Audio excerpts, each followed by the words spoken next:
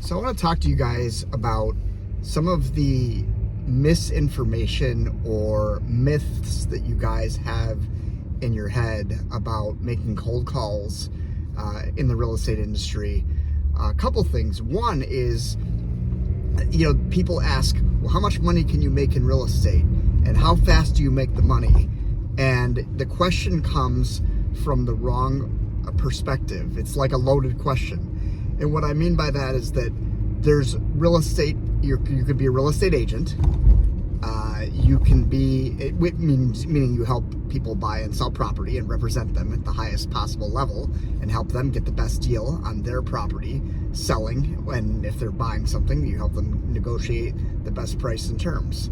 And on the selling side, you're going to do all the marketing and whatnot or whatever. And then there's real estate wholesaling.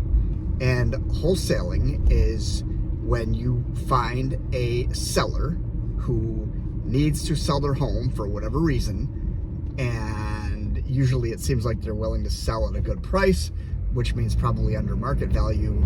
You have a pool of investors that you can pitch that property to, and one of those investors will likely buy that property. And so you're basically getting the property under contract, meaning you have the right to pair that investor with that seller that needs to sell their home. And that is the time frame for getting paid on that is a little different, because usually the closes are pretty quick, but you don't have you're not doing it with a real estate license. And so there's different aspects of that. Like, you're not held to the same standard because you're basically it's kind of like practicing real estate without a license in a way.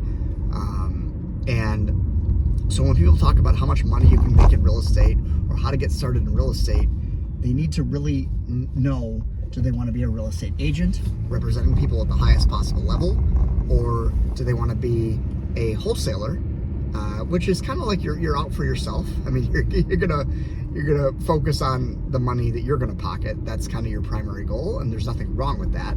It is just different than real estate, because in real estate, when you're helping people buy and sell real estate, you actually have to put the client's needs ahead of your commission. That is your fiduciary responsibility.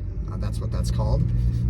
So people ask, well, how much money can you make in real estate and how fast does the money come? Well, if you're an investor, it's one thing. If you're a wholesaler, it's another thing. And if you're a real estate agent, it's yet another thing. So that's just something that people talk about, right? Another myth I want to talk about in real estate is that it's easy money. And again, that comes from people not specifying which niche within real estate or which angle within real estate are you talking about. There's probably niches that are quote unquote easy money and ones that are not. People make being a real estate agent really successful, really sexy, really sexy. And they make it seem like, oh, this is easy money, because you see all these real estate agents in Miami or LA or New York or San Francisco, and they're flying on private jets, and they're driving Aston Martins and all the things. And that's not necessarily everybody in real estate. And they're also probably not showing you the full context of what it involves. So I wanted to kind of cover that a little bit. When you say, should I get into real estate, and how much money can you make, and how quick can you make it, and what's involved, and how easy is it, you really want to first figure out, do you want to be a real estate agent, investor, or wholesaler? So that's number one. I specialize in cold calling. That's what I do, but I am a real estate agent. So my goal as a person who makes cold calls is to connect with property owners who might have a potential real estate need, meaning they either want to sell their home or buy another one, or both, or maybe they want to buy an investment property. So I can also represent investors as an agent, which is not wholesaling. It's not real estate investing, but it's being a real estate agent, but it's working with investors. Having knowledge of all three is probably really good, but you really want to know what you're asking. With real estate, being a real estate agent, also people act like, oh, the money's unlimited with being a real estate agent. And I don't necessarily agree with that. And here's why. Number one, when you're a real estate agent, you're starting off self-employed, meaning you're working for yourself, unless you're on a team. But even if you're on a team, then you're working for the team owner, team leader / rainmaker. So you're basically an employee, and you're only going to get maybe half of every deal that you do instead of the majority of the commission if you were working for yourself. But is being a self-employed person running around doing all the things, meaning you actually have to do more for your job and your income than you would if, for example, you were working for, like, let's say you were working for a company as an employee, right?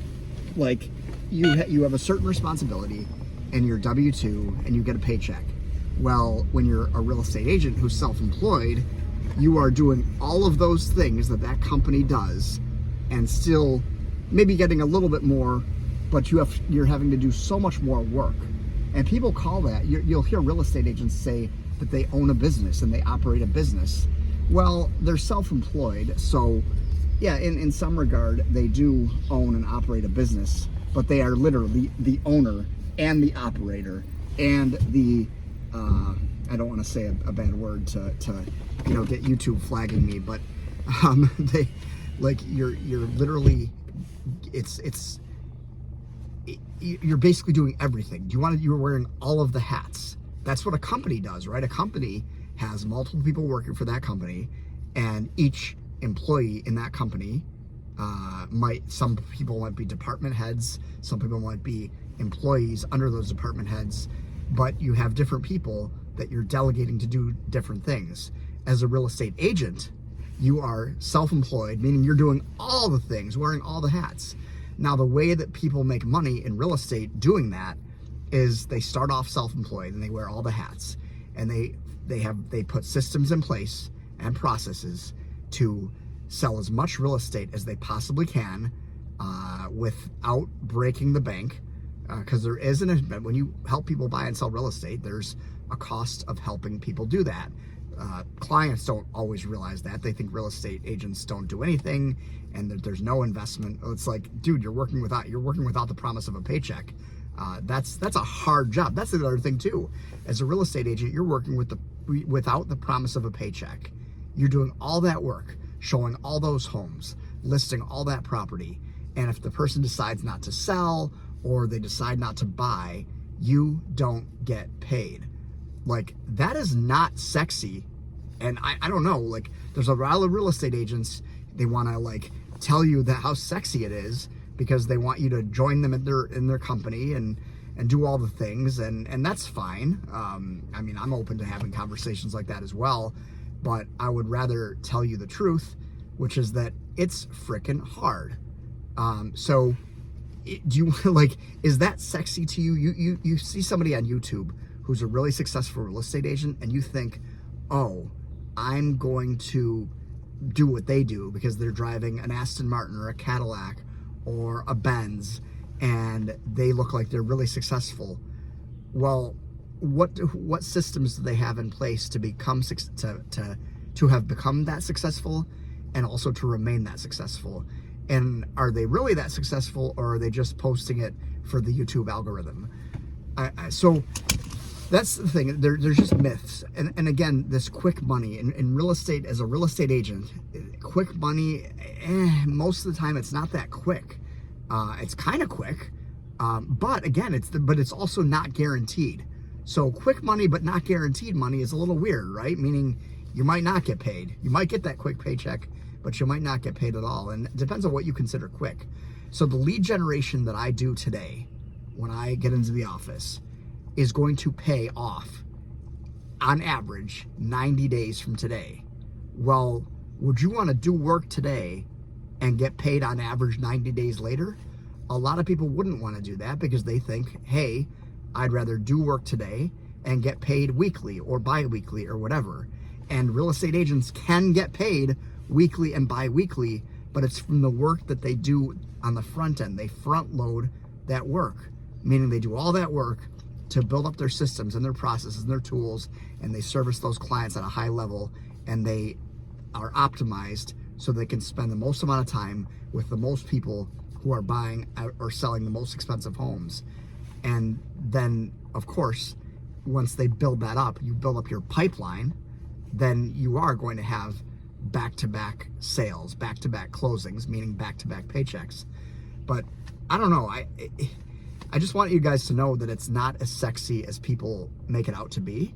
But also maybe it is to you.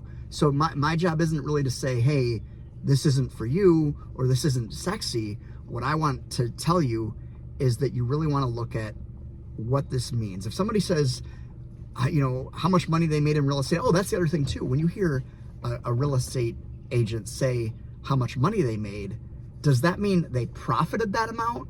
Or does that mean that they sold that amount of volume in real estate? Because there's people who say, you'll hear real estate agents say, oh, I did 10 million this year. Well, you didn't make 10 million bucks, chances are. You might have sold $10 million worth of real estate, but you didn't probably sell, make $10 million. I mean, maybe you did, depending on your marketing, depending on how big your business is. But people use these buzzwords and they use this language to make it sound more flowery and more sexy than it actually is. And I just want people to know the truth. And again, don't take my word for it. Really look at somebody. When somebody tells you how much money they're making in real estate, ask them, is that before expenses or after expenses?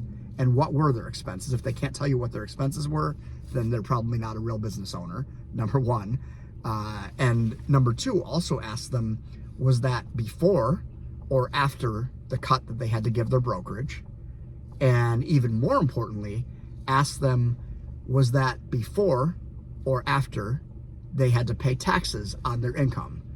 And then I promise you, you will not think it is as sexy as you initially thought until you ask those questions.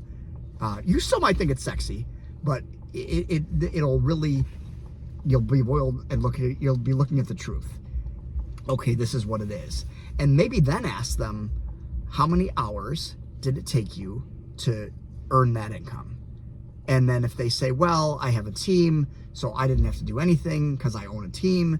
Well, how long did it take you to get started on building that team? And they might say, well, I got a head start because my brother was in real estate, or I took over my mother's business. And it literally just asking them questions, you're not trying to interrogate them. You are just trying to understand the truth about this industry. And once you ask those questions, the curtain will be pulled back and you'll be able to see what it really is. But that's just like whatever. For me, the reason I'm a real estate agent and the reason I'm not an investor or wholesaler is I feel like being a real estate agent means I have a real estate license, and having a real estate license means that I am held to a certain ethical and moral standard that I have to uphold and adhere to serve my clients at the highest possible level. Otherwise, I actually risk losing my license. So like that's what I want to do. If I was unlicensed and I was an investor or wholesaler and didn't really have any sort of regulatory body governing how I conduct my business, I feel like I'm human. I might be subject to greed at certain times, and or more subject to it, and like then I wouldn't be doing the highest and best good for the clients I serve, and that's just not for me. But that doesn't mean that being a real estate investor or being a wholesaler is bad. It's just this is what my perspective on it, right? So I hope that helps. This has kind of been a longer video than I'm used to doing. Most of my videos are a little bit shorter, and I hope I was driving also while I was doing this, so that makes it maybe I was a little incoherent. But if you have any questions or if you have any comments, even if you disagree with me or agree with me, feel free to drop them in the comments. Give me a subscribe if you like this sort of content. Give me a like, all that kind of stuff. Comment, whatever, for the YouTube algorithm, of course. And yeah, we'll see you on the next one.